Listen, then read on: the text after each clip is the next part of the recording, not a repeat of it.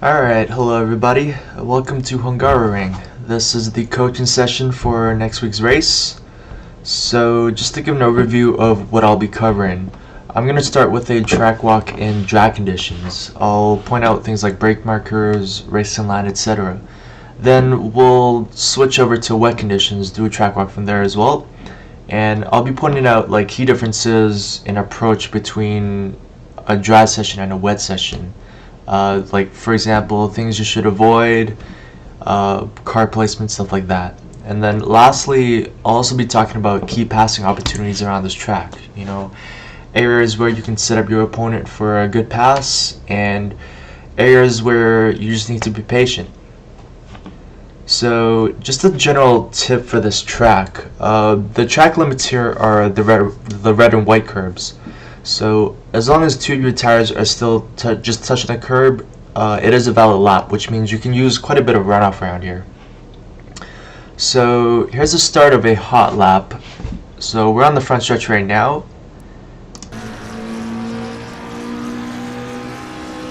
And on the approach to turn 1, obviously keep to the left. So we're going to be looking for the 100 board on the left.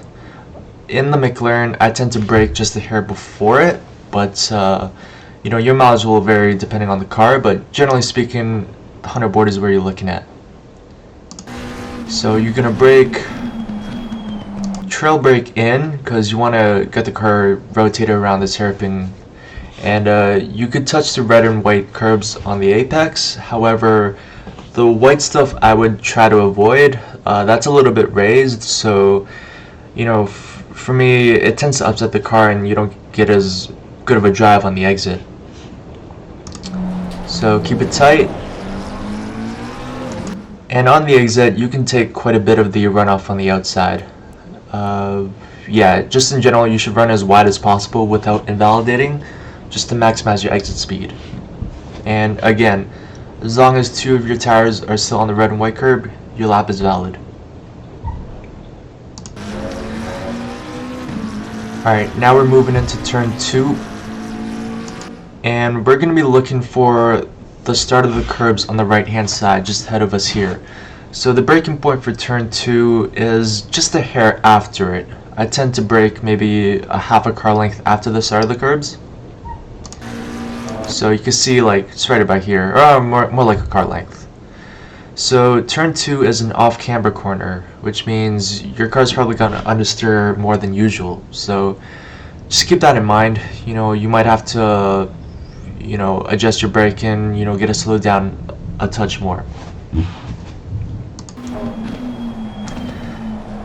So yeah, so mid corner the car will tend to push a little bit. As you can see here, I'm about half a car's width off the curb, and you know what, that's okay. If you feel the car wants to push, I wouldn't try to fight to keep it on the curb. I would just kind of let it roll out like that. Carry your speed. Now on to turn 2 corner exit. So for those of you who watch Formula 1, you'll know that in F1 cars, when they exit turn 2, they kind of stay in the middle of the track and they just kind of make the right onto turn 3. But that is not the case with GT3 cars, because we've got way less downforce. So when you're coming out of turn 2, what you're actually going to want to do is move all the way back to the left, as close to the grass as you can, because that'll give you a straighter shot onto turn 3. So yeah, here's it's basically the only real line difference between GT and Formula 1 cars. It's right over here. And turn 3 is flat out in qualifying. However, in the race, depending on fuel load, condition of your tires and whatnot, you may have to lift slightly. On turn 3 exit, again, you want to use as much of the runoff as possible, just to give you some more exit speed. And now we're on our way to turn 4. So turn 4 braking point, you're going to be looking for, again, the start of the curbs on the right side. So we're going to be braking about a car length after that.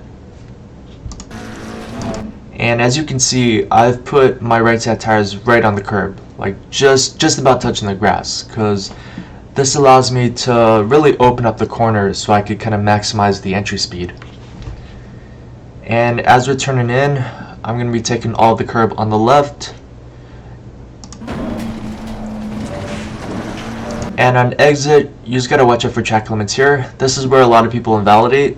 So again, red and white curbs are track limits. As long as your left side tires are still on it, it's okay, but just don't go any further than this.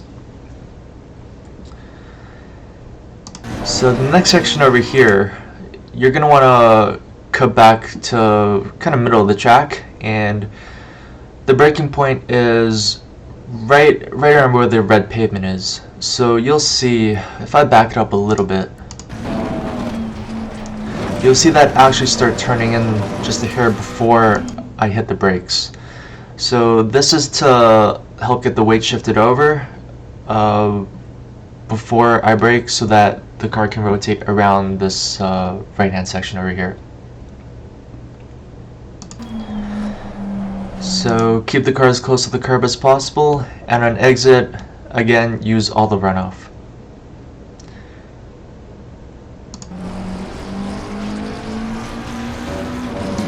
As you can see, I took quite a bit of runoff over here. This is more or less what you should be doing. Just look for like the white paved parts. That's generally, you know, the furthest you should go, because like any more to the left of this, you'll get an invalidation. And now we're on to turn 6 and turn 7 chicane. So braking point here, you're going to be looking for the curbs on the left hand side. So we'll be braking just where the curb begins. And we'll be putting our left side tires all up on the curb. Now for turn 6, what you want to do is take as much of the curb as you can. So you're going to want to aim your car right at the orange sausage curb on the inside. You can see on this lap here, I missed it a little bit. It's okay, I still had a decent lap, but ideally you want the orange curb to be right under the car. However, when you get to turn 7, slightly different approach. Well, at least in the McLaren's case,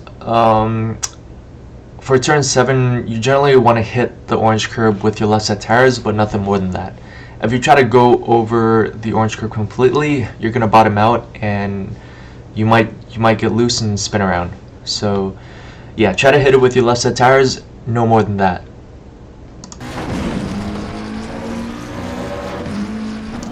So for turn 8, sorry, let me back it up a little bit. For turn 8, it's a light braking zone. You see the pole on the left hand side? That's about where you're going to stab the brakes. So just a quick stab to get the front loaded up. On exit, you want to stay middle of the track. You don't want to go too far to the right, because that'll put you in a bad spot for turn 9, which is the right hander up there. So you don't want to stay in the middle of the track so you could get back over to the left and get a good run into and through turn 9.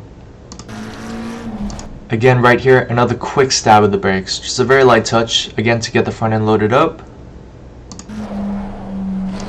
I missed the apex over here a little bit. It's okay, still carry good speed, but yeah, you should definitely use all the curb. And on exit, yep, you could use all of the green runoff space on the left. Turn 10, not much to it, flat out, but again, using all the curb to maximize the angle. Now when we get to turn 11, slightly different approach over here. You can see I'm actually off the curb on the left, and that is intentional. This curb here on the left is a little bit raised, so if you try to initiate turn in while your left side's on the curb, it's going to upset the car. So best way to enter this corner is to position your car exactly how it is, like this. So as far left as possible, just touching the curb but not on it. Middle of the apex, take all of the curb. You can see I put, you know, my right front all the way on the grass as well. Thankfully there's no, you know, crazy bumps or anything in the grass, so you can do it like this if needed. And on exit, same story again. Use all the runoff. Just keep your right side tires on the red and white curbs. As we get to, what turn is this? Turn 12. You're going to be looking for start of the curbs, and that's going to be your braking point. On turn-in, you can take all of the curb on the inside, including the white stuff. Here, you're not going to bottom out or anything. It's not going to throw you sideways. And this is how you can carry the most speed. And on exit, same story, like I've been saying, take all of the runoff. So for turn 13, a little bit tricky of a braking zone just because there's no real obvious reference point. So you can use the bridge as a reference and brake, maybe 2 car lengths after this bridge where the banners are. Or alternatively, you can look towards the left to where the green and blue tire barriers end. However, that is a little bit out of your line of sight, so I generally go by feel. Just make sure you don't use the shadow as a brake marker. Obviously, that will change depending on time of day. But yeah, you're braking right around here. You can see here, I ran wide a little bit, which, it's not the worst. This essentially gives me a late apex and gives me a little bit better drive out of it. But you do want to generally stay closer to the white curb on the inside.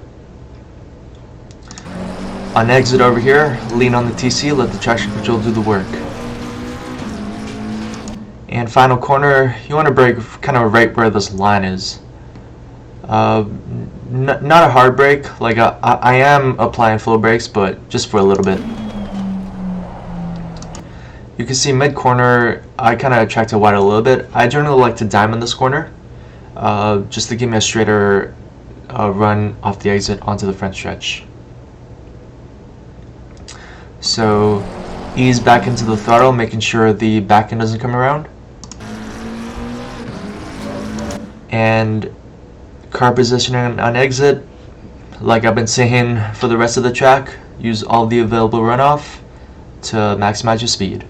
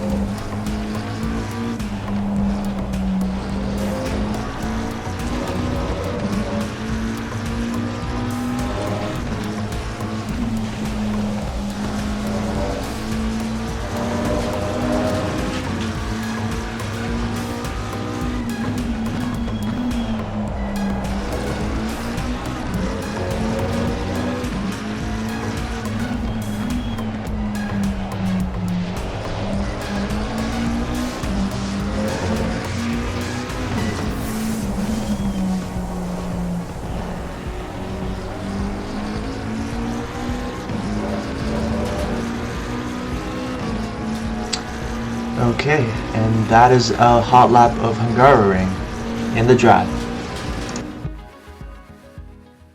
So when we're racing in the wet, some general tips is, well, really the most important thing you should know is which curbs you can and cannot take. So generally speaking, it's okay to take the curbs when you're just kind of coasting over it. So for example, fast sections like turn 4 where you're just kind of coasting right over the apex curb, that's okay to hit. However, on curves where you gotta brake, initiate turn-in, accelerate, stuff like that, you should generally try and avoid them.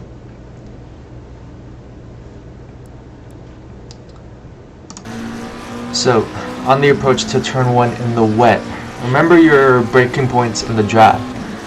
We're still going to use it, but we're effectively going to back all of them up. So in the dry, we were braking at the 100 point. So here, I'm braking at around the 150 point.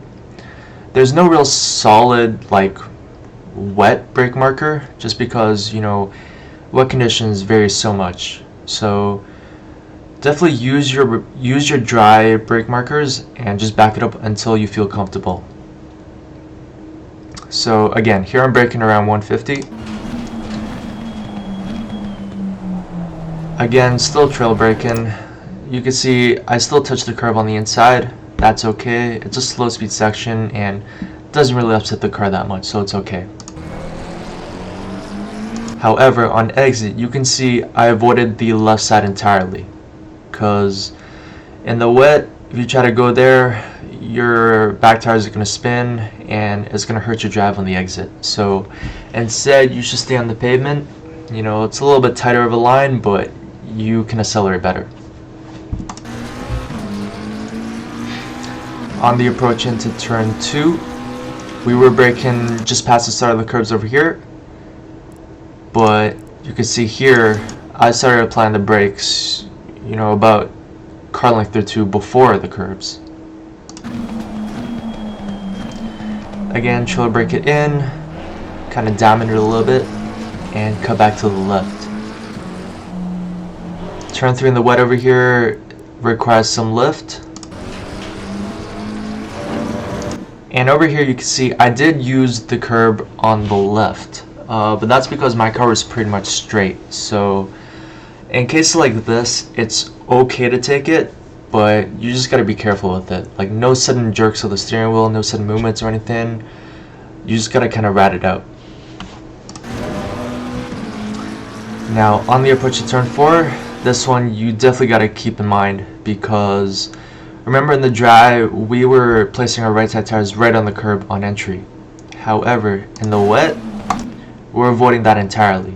If you try to initiate turn-in on this curb in the wet, you're gonna spin out, like 100%. So yeah, definitely stay off the curb on entry. However, the apex curb, you could take it as normal, because again, this is one of those examples where this curb you're just coasting over it, so the loss of grip isn't really a big factor. On exit, you want to avoid that curb because that's pretty slippery, so you don't want to slip and slide. Again, we're still gonna start turning in to get the weight transfer before we hit the brakes.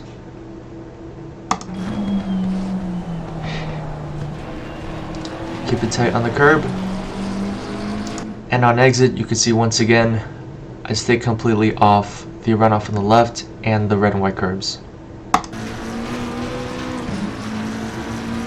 Likewise with the chicane, braking a straight line, staying off the curbs. But the actual curbs in the chicane, you could hit them like normal.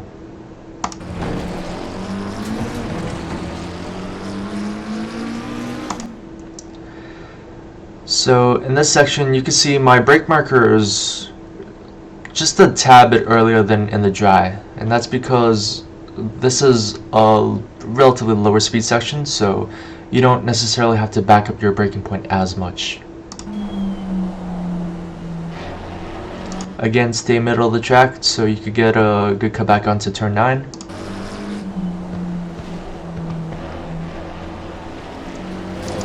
And here you could see that I did actually end up taking some runoff. So the biggest loss of grip will be on the red and white curbs. However, you can see I've kind of just gone right over them, where like my tires aren't actually touching the red and white curbs. My left side tires are on the dark green kind of painted runoff. So there's still a little bit of loss of grip over there, but not nearly as bad. So what this did was it gave me a bit more exit speed, and you know, as long as you're able to hold it on exit, it's okay. But definitely, like, if you can, I would, you know, just to be on the safe side, I would try and avoid this entirely. Turn 10 over here. In the dry, it's flat out. However, in the wet, you will have to let off the throttle. No brakes though. Same approach for turn 11. You stay off the curb on the left. And you can see here on the apex, I took the curb as I did in the dry. Again, this is one of those where you're just coasting over it, so it's okay. On exit, I kind of drove over the red and white curbs. As long as your wheels aren't on it, your loss of grip wouldn't be that substantial. And you can still get a decent acceleration out of it.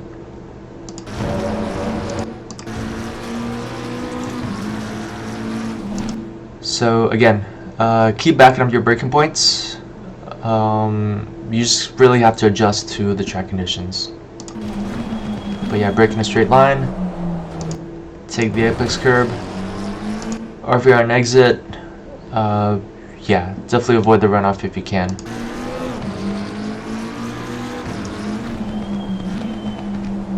Not much different here. Again, lean on the TC. Like, turn the TC up if you need to.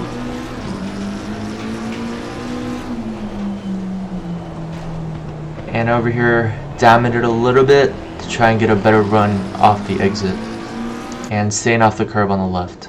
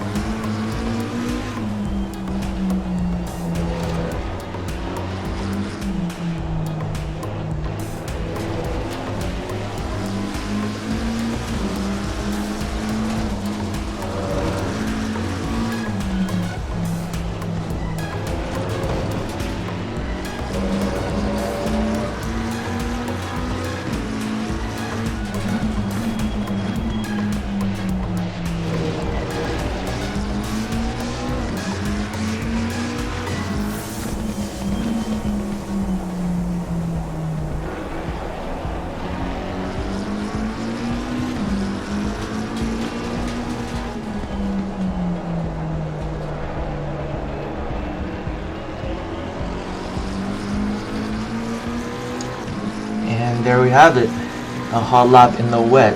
Just ignore my drift in the final corner. Try not to do that. But so yeah, now you've seen hot laps in both the dry and wet conditions. So this should cover up the basics, you know. Just really just practice, you know. Remember all the braking markers, and in the wet, remember which sections of the track you can and cannot take. And just keep doing practice laps until you're comfortable. So one last thing I do want to cover off are key passing opportunities. So let's go back to the front stretch. So of course, one of the big passing zones would be in turn 1. You know, if you're behind somebody, you like the front stretch is long enough where you can get a good draft off them. And so generally, like, it's going to be one of two scenarios, right? If you're behind somebody and they don't defend going into 1, you could totally send one down the inside of 1.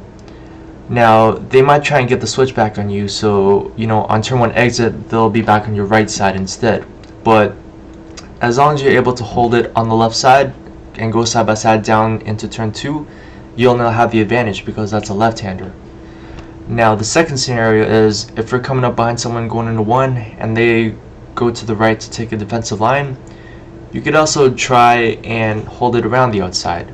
Same concept, if you can pin them to the inside and hold it side by side on exit, now you're in the preferred line for your turn 2. So here is one opportunity. That being said, try not to send one into turn 1 unless you're fully confident in your abilities, because the last thing you want to do is take out yourself and the other guy.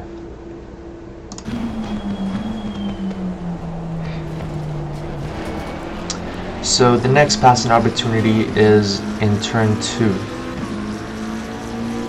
So remember, this is an off-camber corner. So if you're going in side by side, just know that the car on the left side or the inside they're going to tend to push out wide, especially mid-corner. So if you're the driver on the inside, you just have to keep that in mind and just brake a little bit earlier and try to manage that. If you're the car on the right side, aka the outside, you're going to want to be attentive to what the guy on the inside is doing. Mid-corner, the guy on the inside might push you out wide, or they might open up the steering wheel and run you wide on exit. So in that case, you may have to back out. I would suggest backing out if you're the driver on the outside, and just try again.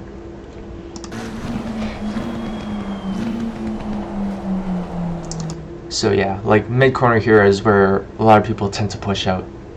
And yeah, if you're on the inside, there's a guy on the outside of here, you open up the steering wheel, run them wide, you get to keep the position.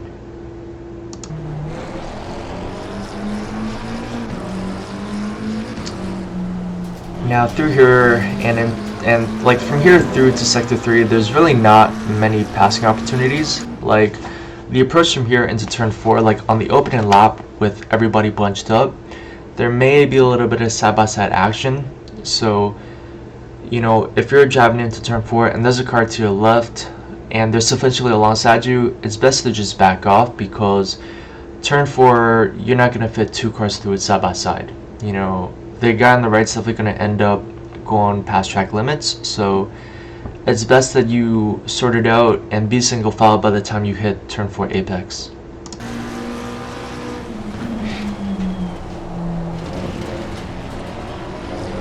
This turn, not really a passing zone. You just kind of have to be patient and follow the guy around. Likewise with the chicane, not a passing zone. However, on lap 1, again with a bunch of people bunched up, this chicane tends to be a bottleneck, so you definitely have to watch out for people sending it down the inside to try and get a few easy positions while everybody's slowed up. So just be conscious of that. And if somebody does dive on you into turn 6, it's best that you just skip turn 7, take the runoff just to avoid the contact. But also, if you're the attacking driver, just try not to send one down the inside of 6. That's not a cool move. Through the S's over here, there's really nothing. So, even if you're faster, you're behind a slower car, you really just have to be patient, because you try to force something in here, you guys will definitely both crash.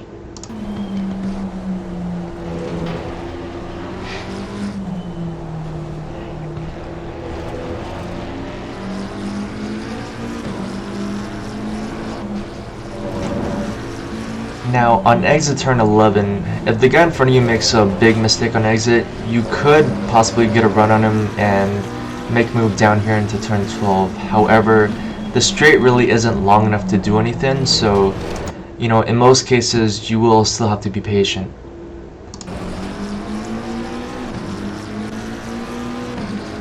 Turn 13, not a whole lot over here.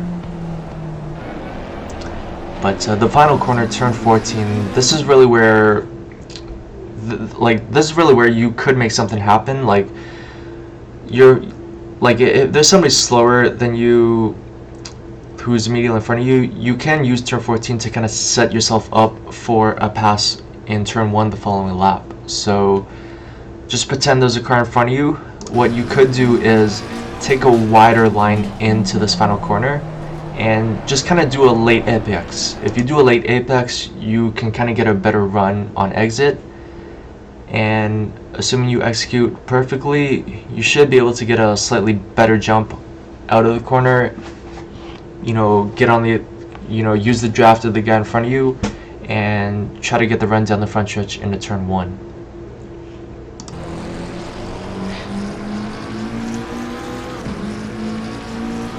But yeah, so really the key passing zones, again, turn 1, turn 2, and then turn 14, the final corner. Everywhere else, yeah, you could pass if somebody makes a big mistake, but if you guys are of similar pace, in all other areas of the track, it's just really follow the leader. But yeah, so here, this was a track walk and track out of Hungaroring. Hope this helped, and I will see you all in the race.